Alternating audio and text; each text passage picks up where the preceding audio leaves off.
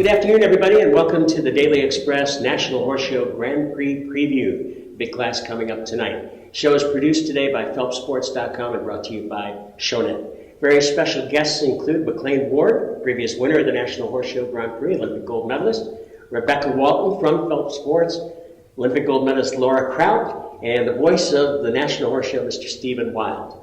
Before we talk about tonight's event, though, let's go back and look at the previous years of the National Horse Show Grand Prix. Well, last year we had young rider Katie Dinan, a Harvard student who flew here from Harvard just to compete in this event and ended up with a big win on her horse, Nougat du Valette. They are a great pair. They really showed their skill in that event. It was a 4-horse jump-off against her trainer at the time, McLain Ward, who won it the previous year with Antares F. And then the first year that it was held at the All-Tech Arena, it was won by Richard Spooner and Cristallo. Let's talk a little bit about what's happened over the last 2 days.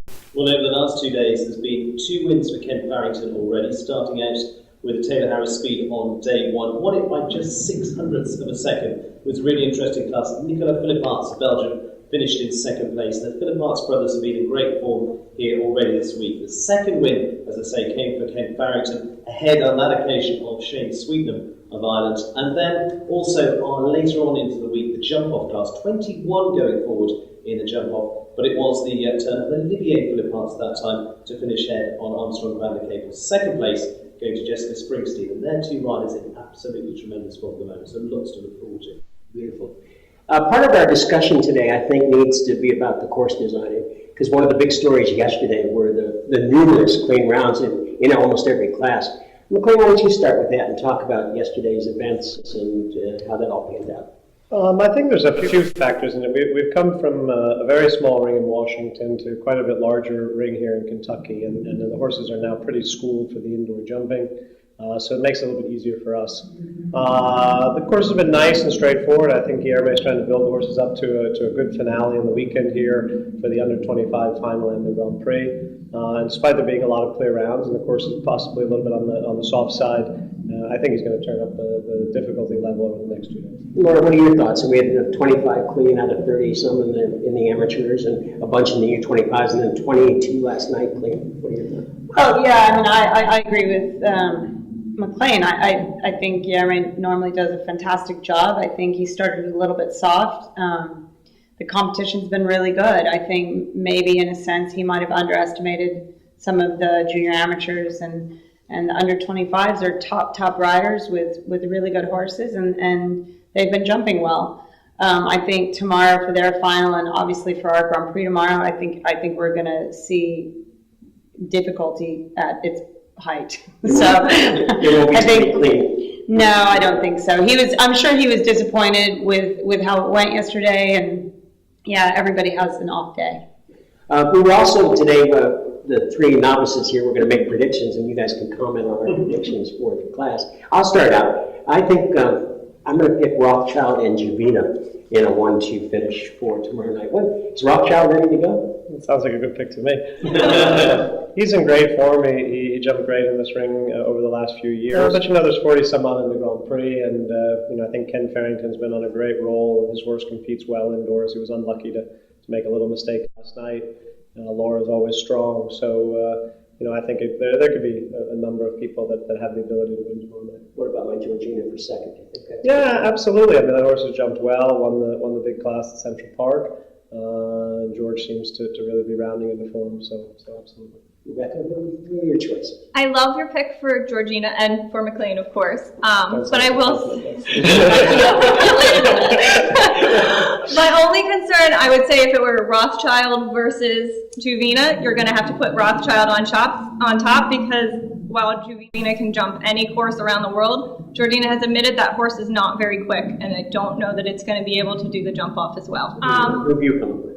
I really like Royce this week. I think he might surprise us. He looked very fresh during the jump-off class, I will admit. But I think he's one. His speed is starting to really increase a lot, and he can turn to combinations.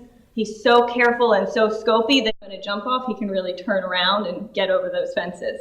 And, of course, you got to look at BZ Madden and Cortez. I mean, that horse, The one thing I think is interesting, everyone always talks about the horse's front end. I had a great view of the horse's hind end through the combination at WEG, and it did things that were unnatural to be so careful for all 4 of those riders in the final 4. Of course, Beezy's due for a clean round. Yeah, unfortunate for you. Laura, why don't you analyze Rebecca's pick? Well, I was just waiting for somebody to say Beezy because, I mean, she's riding one of the best horses in the world, and she's certainly one of the fastest riders in the world. So I think that, and I agree with you about Georgina. I think she's probably going to be in there for a solid ribbon, but I'm not sure if she's up against Rothschild, if she's up against Willow, Beezy, and I think then she's going to struggle a little bit to beat their speed. Who will you be riding? I'm riding Andretti S, who's a young horse. So anything can happen. He's got a lot of ability. He's new to jumping indoors. This will just be his 2nd time. So he's one of those horses, if I can go clear and get in the jump off, he's quick.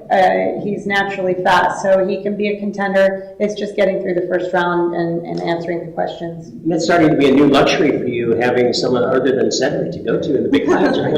It is, actually. I'm very lucky to have him, and he's given Cedric a break, and yeah, we'll see what happens. Do you feel like he gained some good experience at Washington? I do. I think Washington, he's a funny horse. He's very, very brave in the ring, but he's terrified in the warm-up area of other horses and people and movement. Washington was hard for him because it's so small in the collecting ring. Here, it's a little bit easier. I think the first 2 classes here, he's been a little on edge. I'm hoping tomorrow he'll settle in and relax a little bit, and we'll see what happens. Let's go to Stephen. Who have you come up with? Well, I'm going to have to go to the other side of the pond and come up with the European riders. Of course. And actually go towards Belgium, because I think any one of the 3 actually, the Philippines brothers, both of them have been good win with that 21 horse jump off for Olivier. Nicolas been in there as well this week, and Francois Matty, I know his horse went well on day 1, and he's very much targeting the World Cup here as the horse for that one. So I think I'd be looking on that direction, and coming back across this side, I'd actually be looking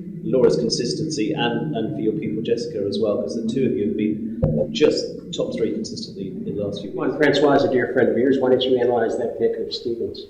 Well, I think it's a big scope horse. He had a very unlucky 4-fault round at Washington. The horse actually jumped great. Had the same jump down that Laura did, which was a funny little jump that caused a lot of problems. And he did. He skipped the big class yesterday, trying to set up for the Grand Prix. So he sacrificed that, and hopefully it'll pay off for him. If we can put you 2 out, Lynn, what's your picks? Do you go with yourself? Or Oh, I never pick myself. who do you like? Other than yourself, who do you like? Ever. I think I said, I think, you go with the experience, BZ, McLain, Kent. Jessie has been going great. She's riding a new mare, Davin. She's still kind of getting to know. She had a great week last week in Washington. We also skipped last night's class and we jumped 1 and we're saving her for the Grand Prix. I'm hoping it'll pay off, and she's got a good shot. There's really good horse rider combinations here. I think that there's probably 15 or 20 who have a good shot at winning. So It's a great field, isn't it? Mm-hmm. All right, other than Rothschild, who would you be picking? I'd have to go with Beezy for tomorrow night. I think she's been on a little bit of a 4-fault run the last few weeks. Phenomenal horse. He had a rail last night. He doesn't normally have 2 in a row. And and I think it's going to come down to the course of the jump off. I think most of those people we've talked about, some group of them will be in the hunt, and if the course suits one a little more than the other, they're going to have the edge. Well, I think that's going to do it. The good preview with 2 of the very best in the world, and we're glad you could join us for this. And we thank McLain and Laura for being with us, and our thanks to Shownet for sponsoring.